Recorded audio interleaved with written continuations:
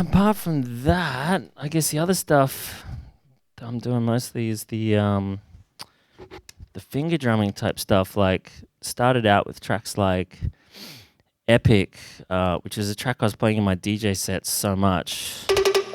And I think I just heard one time I was just practicing some like kind of finger drumming stuff, messing around at home, and I was listening to the track and you know what, there's not that much actually going on in that song. I mean, not to discount it, it's amazing, but that's kind of what makes it so amazing. I was like, you know what, I could probably map those sounds out and do it and just play it. And so I tried to just do something similar. Some of the sounds I had to recreate, but apart from, I mean, most of them, I'll show you how I pulled them apart too in some of the other tracks too, and time stretched them so you got a bit of length. But it gave me sounds for the track so I could play like, and I could, that's like full length samples.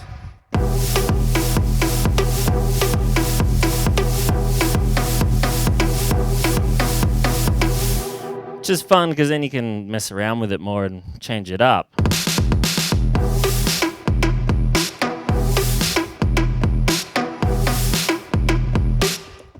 Oh, I just switched banks, sorry. And then the I've got the chords in the breakdown. There's another pad over here as well, so you can.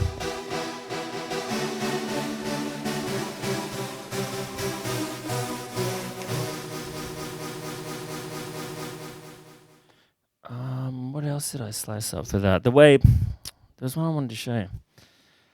I did another one where this one only really had two kits. There was like the main drum kit section, and the other one was really just the chords, which gives you a lot of time to switch between the two. It finishes on a long extended one, so I got plenty of time to switch back to the other kit, put it down, ready to play and get into it. But then I had another one I wanted to do, a track called Atom, which needed a lot more kits, and I had to start switching between them a bit more. So I'll show you some of the ways I like set it up to make it a little bit easier. I'll show you the construction kit for this too, because this took a little bit to figure it out. But this song has this main section like,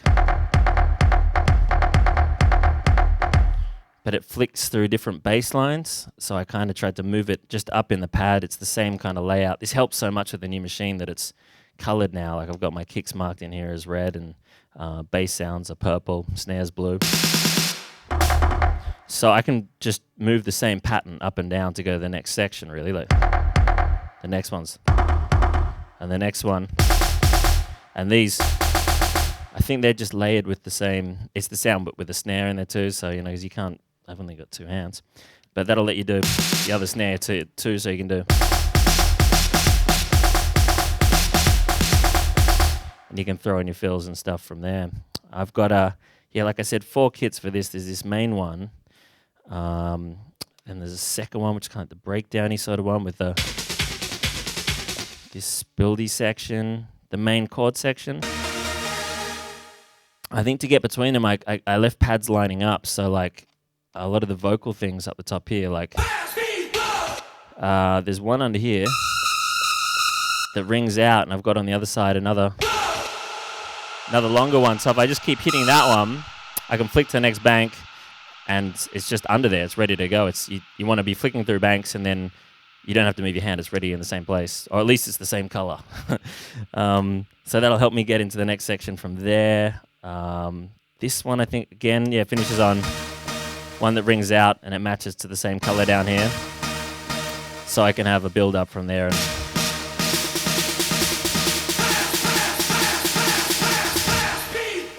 And then just flick back the other hand. And you're good to go. I got a new one I did of this. I just posted it today. Has anybody seen the Incredible video?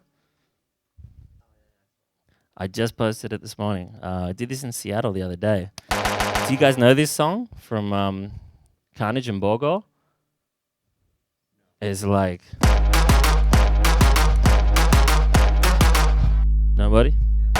Yep. All right. All right. We'll check out the video later as well. It went down real well. It was super fun to play. A song I really like. So I was like trying to work out how to play this one too. But luckily they had a section in the song where there's a clear grab of it going. So I was like, cool. Slice up those little bits there. Chuck them in here. I'll show you how I stretch them out in a second too. But then they're just layered with got my 2 kicks here, which are made out of their kick, which I just filtered down because I couldn't get a clean sample of it. I filtered it all the way down so it's just the sub, and then I used another kick for the attack and kind of glued them together with some compression. I'll show you in the session. And then it lets me flick between. It's kind of the same pattern, and it flicks between a high kick and a low kick, like, and then goes to the. And there's a few fills like I've got it set up so when you come to this last pad here, it'll cut off the kicks. It's a nice thing about Maschine that you can set up certain pads will mute the other one. So it helps you transition. So if I've got like...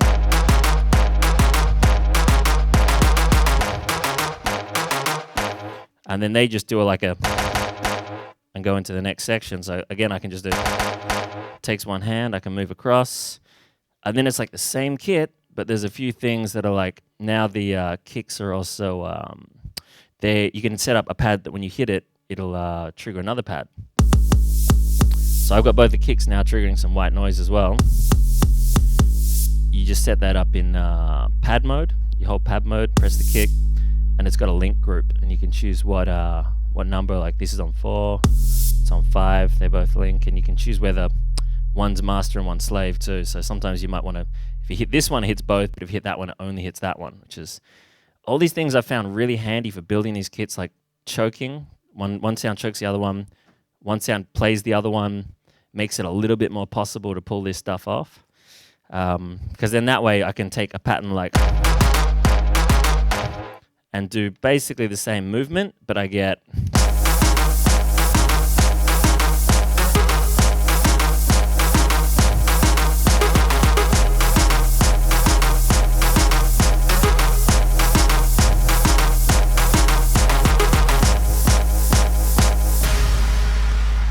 And it sounds like a full song then that way.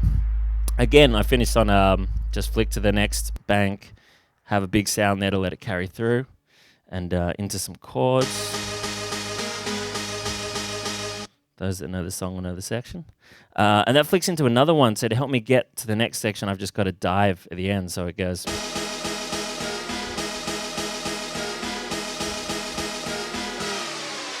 Plenty of time to get to the next one.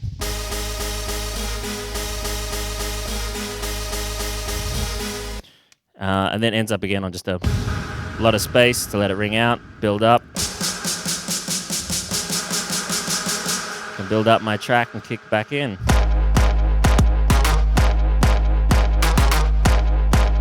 You're good to go.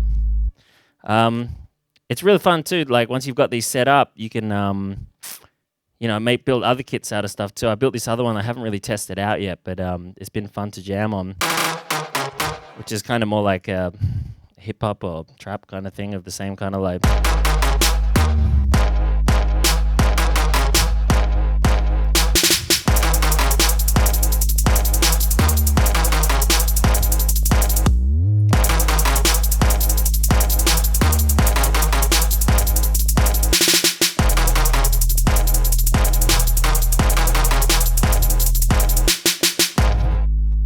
So it's cool, you can like remix stuff up a little bit with that, and like, I don't know, there's, each time I feel like it's fun to like, I'll turn up before the show and like just jam in the hotel and move some things around, and I like that it's flexible and I can add something different to it each time like that as well. But I'll show you how I made this. I'll show you how I pulled it apart. Where's the session?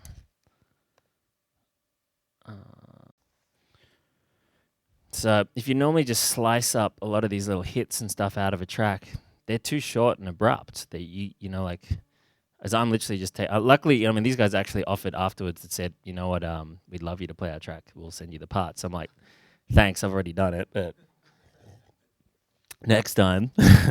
But so something I've figured out, which made it a hell of a lot easier, is I used to kind of do this stuff to, rip off people's kick drums and stuff too, same kind of thing. It's the same principle. I take the stabs like, wait, where's the shorter one from this section?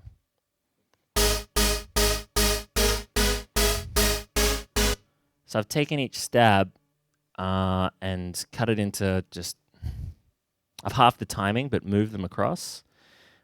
I've slowed down the tempo to 100 BPM. I've got the same thing underneath, which is full length, but time stretched. I think it's just on Complex Pro. Yeah, that seems to work the best. And then they're side chaining each other. So this top one with the attack is triggering a side chain for the bottom one.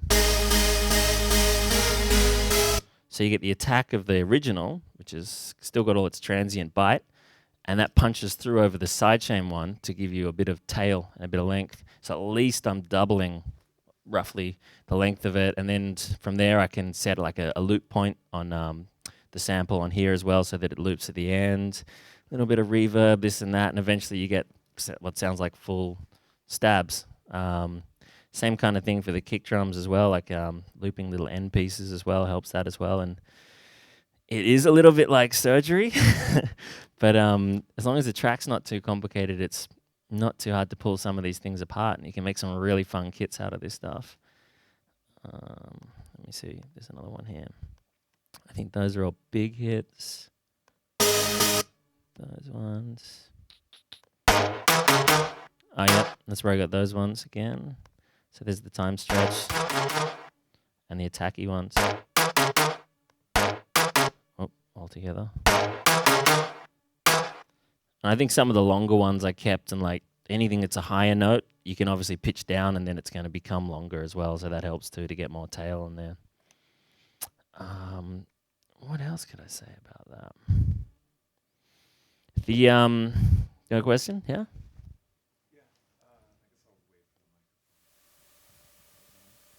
How long are the actual exported pieces that you're doing? Like about that long as on the screen, like maybe whatever that is, a second, 2 seconds or something. Okay, so you're just taking that one. You're just taking that one section and Yeah, exporting it. like You're not taking the whole section to be played on Maschine. Right? No, like I'd sample this piece here. I'd probably loop this whole thing here, and I'd chuck that into Maschine, and then I'd just copy it to each pad, and each one I'd just change the start point and or the region of what it's triggering.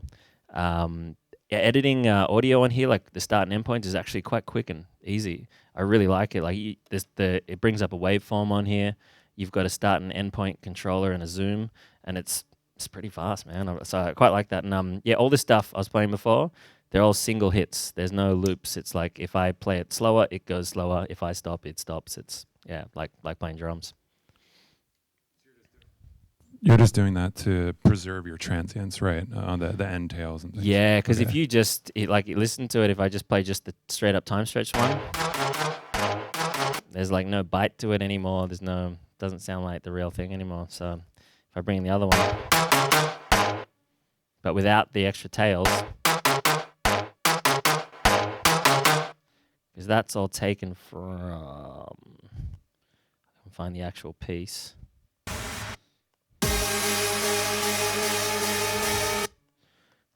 Let's put it back on the original tempo.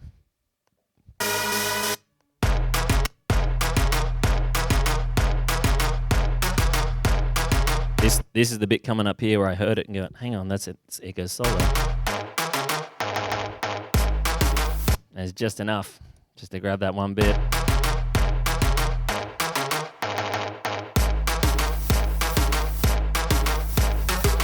And then you can redo it from there. A couple of sounds I was missing, like the white noise, little beepy sounds, but they're like easy sounds to remake, so I just remade them in massive. The synth I probably use the most massive and sometimes silent, but yeah, they're probably the get the approval. Yeah, all right.